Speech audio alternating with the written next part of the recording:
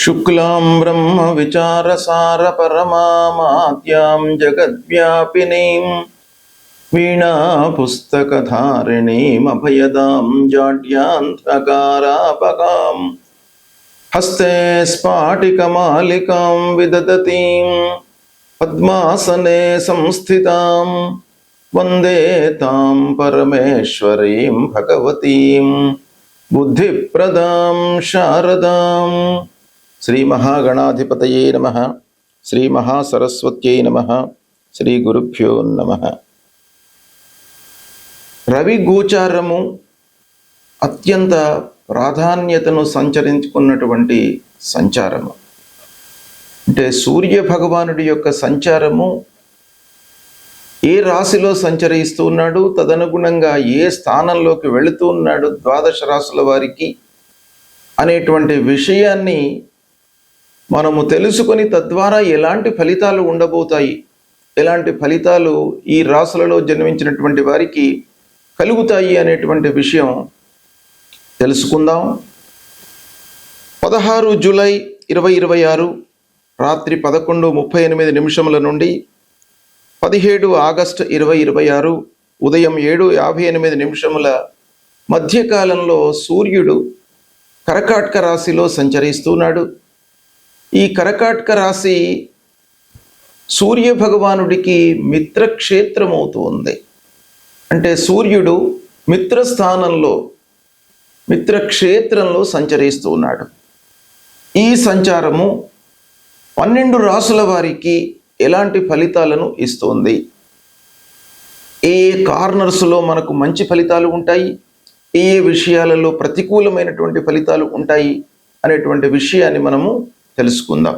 కన్యా రాశి వారికి రవి గోచారము అంటే సూర్యుడు 16 జూలై 2026 నుండి 17 ఆగస్టు 2026 మధ్యకాలంలో కర్కాటక రాశిలో మిత్రక్షేత్రంలో సంచరిస్తున్నాడు. ఈ సంచారము కన్యా రాశి వారికి ఎలా ఉంటుంది అనే విషయాన్ని మనం చూసినట్టయితే, అంటే ఏకాదశ స్థానంలో సూర్యుడు సంచరిస్తున్నాడు. సూర్య భగవానుడు గోచార రీత్యా 11వ స్థానంలో సంచరించడం చాలా అనుకూలమైనటువంటి ఫలితాలను ఇస్తుంది. ఆదాయం మీకు ఈ సమయం లోపల పెరిగేటువంటి అవకాశాలు ఉన్నాయి. మీరు చేపట్టినటువంటి కార్యక్రమాలు పూర్తి అవుతాయి. అనుకున్న సమయంలో లాభాలను గడిస్తారు. ముఖ్యంగా మీరు అనుకున్న కోరికలు నెరవేరుతాయి. డిజైర్స్ బాగా మీకు ఈ సమయం లోపల సక్సెస్ అయ్యేటువంటి అవకాశాలు బాగా ఉన్నాయి. ఏకాదశ స్థానం లాభస్థానం కాబట్టి ఈ నెల రోజులు మీకు అత్యంత అనుకూలమైనటువంటి సమయము. ఇకపోతే ఉద్యోగం చేస్తున్నటువంటి వాళ్లకు ఈ సమయంలో ప్రమోషన్ లభించే అవకాశం, వ్యాపారస్తులకు కూడాను పూర్వము పెట్టినటువంటి పెట్టుబడుల మూలకంగా లాభాలు వస్తాయి. చేతిలో ఉన్నటువంటి వ్యాపారం కూడాను నిరాటంకంగా కొనసాగుతుంది. స్నేహితులు, ఆత్మీయులు, బంధువుల యొక్క సహాయ సహకారాలు మీకు బాగా అందుతాయి. ఈ సమయంలో కుటుంబంలో కానివ్వండి, సమాజంలో కానివ్వండి మీకు మంచి పేరు లభిస్తుంది. గౌరవ మర్యాదలతో ఉంటారు. ఈ సమయంలో కొత్త వారి యొక్క పరిచయాలు కూడాను ఏర్పడతాయి. తద్వారా మీకు చాలా అనుకూలమైనటువంటి సమయము. ఇక ప్రభుత్వ పనులు చేస్తున్నటువంటి వాళ్ళు, కాంట్రాక్టర్స్ కానివ్వండి, రాజకీయ నాయకులు కానివ్వండి, వాళ్ళందరికీ కూడాను ఈ సమయం లోపల చాలా అనుకూలమైనటువంటి ఫలితాలు ఉంటాయి. కుటుంబంలో సంతోషంగా ఉంటారు. ఆరోగ్యము నయమవుతుంది. పూర్వము ఫేస్ చేసినటువంటి ప్రాబ్లమ్స్ చాలా మట్టుకు దూరం అవుతాయి. మీకు గిట్టని వాళ్ళ మూలకంగా మీకు లాభం చేకూరుతుంది. అంటే శత్రువులు బలహీనపడేటువంటి అవకాశం ఉంది ఈ సమయం లోపల. తద్వారా మీకు విజయం చేకూరుతుంది. సక్సెస్ రేట్ మీకు ఈ సమయంలో బాగా ఉంది. ఇక పిల్లల ద్వారా మీరు సంతోషంగా ఉంటారు. వాళ్ళ సెటిల్మెంట్ కానివ్వండి, వాళ్ళ చదువు, ఉద్యోగము, వ్యవహారము ఇవన్నీ కూడాను మీకు చాలా సంతోషాన్ని ఇచ్చేటువంటి స్థితిలో ఉంటుంది. గౌరవం ఓవరాల్గా పెరుగుతుంది. కొత్త అవకాశాలు కూడాను మీకు ఈ సమయంలో వచ్చే సూచనలు. ఆర్థికంగా మీరు స్థిరపడతారు. ఈ సమయం లోపల శుభకార్యాలు జరిగే అవకాశాలు కూడాను బాగా ఉన్నాయి. విద్యార్థులకు కూడాను అనుకూలమైనటువంటి సమయము. ప్రయాణాలు చేపడతారు, తద్వారా మీకు లాభాలు ఉన్నాయి. ఈ విధంగా సూర్యుడు ఏకాదశ స్థానంలో సంచరిస్తున్నటువంటి సమయము కన్యా రాశి వారికి బాగా కలిసి వస్తుంది. దీన్ని మీరు సద్వినియోగపరచుకోండి.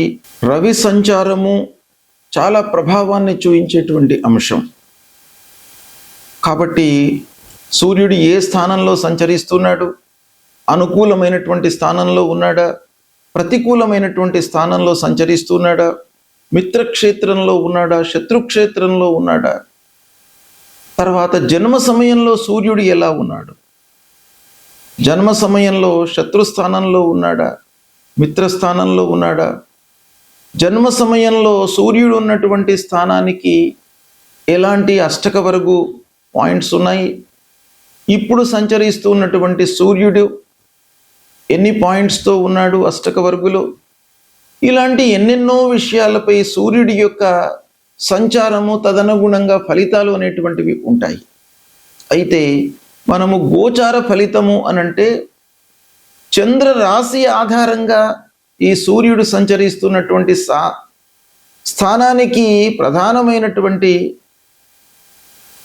ఒక విలువ ఇస్తూ తద్వారా ఫలితాలు ఎలా ఉంటాయి అనేటువంటిదే గోచారం. కనుక ఈ గోచారంలో సూర్య భగవానుడు 3, 6, 10, 11 ఈ స్థానాల్లో సంచరిస్తున్నప్పుడు శుభ ఫలితాలను ఇస్తాడు. మిగతా స్థానాల్లో సంచరిస్తున్నప్పుడు ప్రతికూలమైనటువంటి ఫలితాలను ఇస్తాడు. అయితే ప్రతికూల స్థానంలో సంచరిస్తున్నప్పుడు సూర్యుడి విషయమై మనం పరిహారాలు చేసుకోవాలి. ముఖ్యంగా సూర్యుడు మన లోపల ఆత్మవిశ్వాసము, ఆలోచన జ్ఞానము, శారీరక మానసికంగా ఒక దృఢత్వాన్ని కల్పించేటువంటి గ్రహము. అలాంటి సూర్య భగవానుడు ప్రతికూలంగా మనకు గోచార రీత్యా సంచరిస్తున్నప్పుడు ప్రప్రథమంగా మనం ఏం చేయాలి? ప్రతినిత్యం కూడాను ఉదయాన్నే లేచి సూర్య నమస్కారాలు చేయాలి. సూర్యుడి విషయమై 12 సార్లు నమస్కారాలు చేయండి. సూర్యుడికి, భూమికి. ఆదిత్య హృదయాన్ని ప్రతినిత్యం కూడాను పఠించండి. తర్వాత సూర్యుడికి సంబంధించినటువంటి మూల మంత్రం జపా కుసుమ సంకాశం కాశ్యపేయం మహద్యుతిం తమోరిం సర్వపాపఘ్నం ప్రణతోస్మి దివాకరం అనేటువంటి మూల మంత్రాన్ని ప్రతినిత్యం కూడాను మీరు జపించండి. ఎంత మీకు సమయం చిక్కితే అన్నిసార్లు మీరు ఈ మూల మంత్రాన్ని జపించండి. కనీసము ఒక 6 సార్లు జపించడం మూలకంగా సూర్యభగవానుడి యొక్క అనుగ్రహం మీకు లభిస్తుంది. ఇక కొన్ని దానాలు ఇవ్వండి సూర్యభగవానుడికి.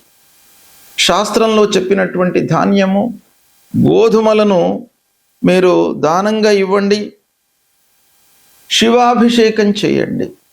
ఎర్రని పూలతో శివుడికి అభిషేకం చేసిన తర్వాత ఆ పూలను సమర్పించండి. సూర్యనారాయణుణ్ణి కొలవండి. మాణిక్యము అంటే రూబీ ఇది ధరించడం మూలకంగా సూర్యుడి యొక్క అనుగ్రహం కూడాను మీకు లభిస్తుంది. జపము, దానము ఇవి చేయలేనటువంటి వాళ్ళు, శక్తి లేనటువంటి వాళ్ళు ఏం చేయాలి? భగవంతుడికి సంబంధించినటువంటి స్తోత్ర పారాయణం చేయండి. సూర్యుడికి సంబంధించినటువంటి స్తోత్రం ఆదిత్య హృదయము ప్రధానంగా మీకు బాగా ఉపయోగపడుతుంది. దీన్ని ప్రతినిత్యం కూడాను మీరు పఠించండి. ఆ భగవంతుడి యొక్క అనుగ్రహం లభిస్తుంది. శారీరక మానసిక ఇబ్బందులన్నీ కూడాను దూరమవుతాయి. మీ లోపల ఆత్మవిశ్వాసాన్ని కలిగిస్తాడు సూర్య భగవానుడు.